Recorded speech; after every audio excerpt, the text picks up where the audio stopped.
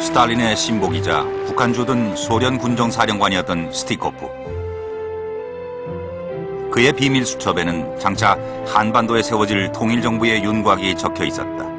내각의 총리는 김규식이었다.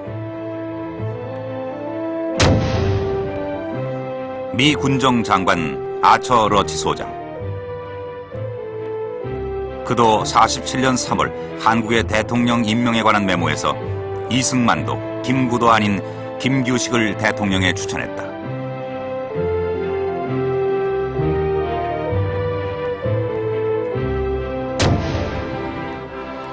해방정국, 우익의 새 영수 중 하나였던 김규식. 좌우 합작의 길을 모색하던 47년, 그를 미국과 소련이 함께 주목하고 있었다. 일제강점기에도 김규식은 중국의 독립운동 세력을 하나로 모으는 데 주력했다. 그가 부주석으로 있던 임시정부 역시 그러한 노력의 결실이었다.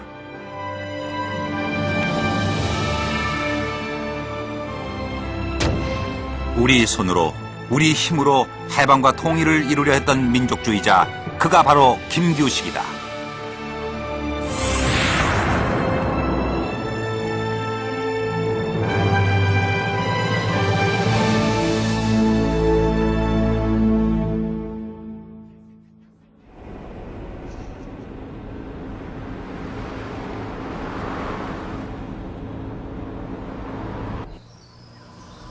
미국 남서부 버지니아주의 로어노크 대학.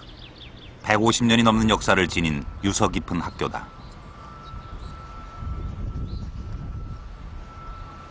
100년 전 이곳에는 30여 명이 넘는 한국 유학생이 있었다. 이곳에서 우리는 한 세기 전 극동의 작은 나라 조선의 유학생이었던 청년 김규식을 만날 수 있었다.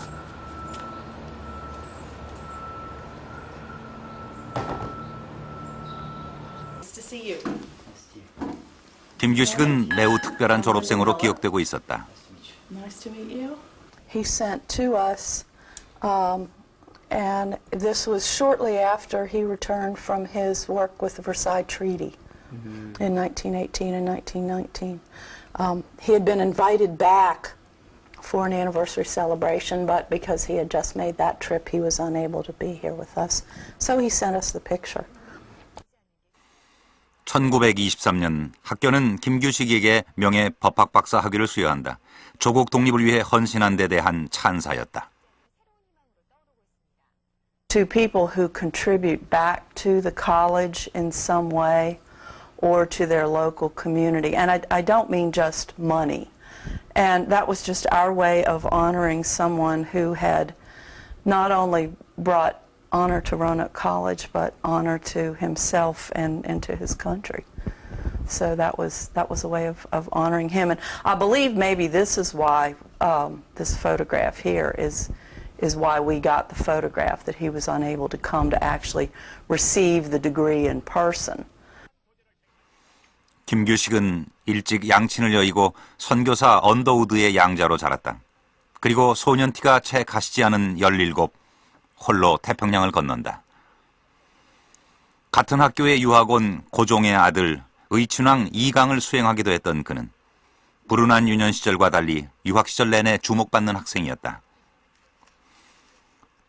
사진 뒤 메모는 김규식이 상을 받을 정도로 웅변 실력이 뛰어났고 특히 영어를 매우 잘하는 우등생이었다고 전한다.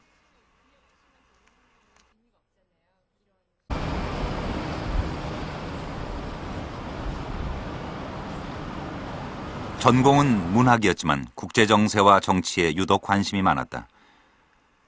그의 글과 연설문은 교내 잡지에 여러 번 실렸다. 웅변 서클을 이끌 정도로 듣는 이를 매료시켰던 그의 연설은 주로 국제정세와 조국에 닥친 암울한 미래를 예견하는 내용이었다. 1903년 그는 조선인으로는 두 번째 미국 학사가 된다. 특히 그의 졸업식 연설은 명연설로 학교 역사에 기록됐다. 그의 뉴욕 선지에 게재되기도 했던 연설문에서 그는 동아시아에 전운이 감돌고 있다고 예견했다. 러시아의 팽창주의 때문에 러시아와 일본 간 전쟁이 있을 것이며 그 승자는 일본이 될 것이라는 그의 예언은 1년 후 현실이 된다.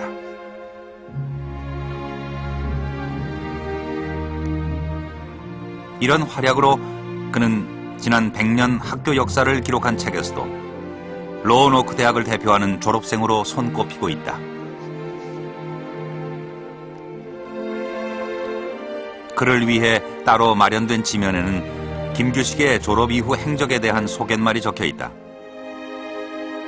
근대 한국이 낳은 가장 중요한 정치인. 그러나 김규식은 정치가라기보다 민족의 생존을 위해 치열히 싸운 투사였다.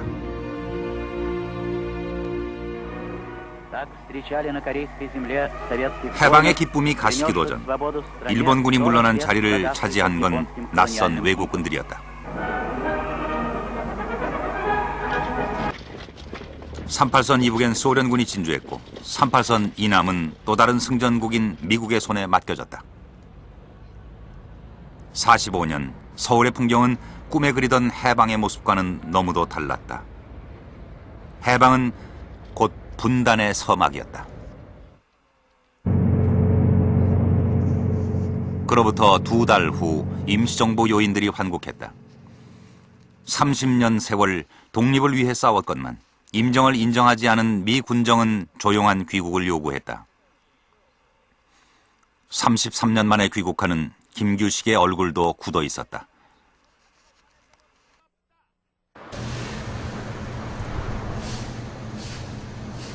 환국 후 닷새째 되던 날, 정동교회에서 임정 요인들의 환영 대회가 열렸다.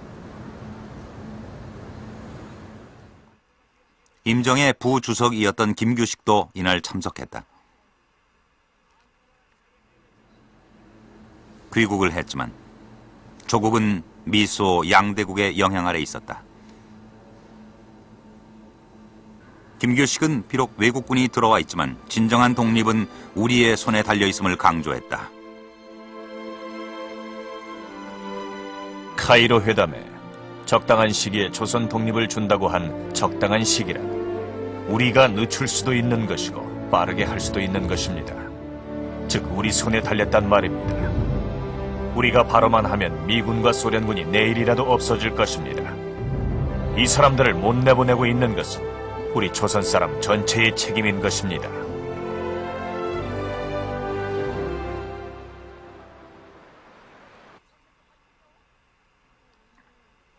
한반도 문제는 이미 열강의 테이블 위에 주요 안건으로 올라가 있었다. 전후 문제 협의를 위해 모스크바에 모인 영국, 미국, 소련 세 나라 외무장관들은 4개항의 한반도 관련 문제를 결정했다. 그 중에 가장 민감한 문제가 사망의 신탁 통치였다. 35년간 식민지를 겪었던 우리 민족에겐 받아들일 수 없는 문제였다. 한반도는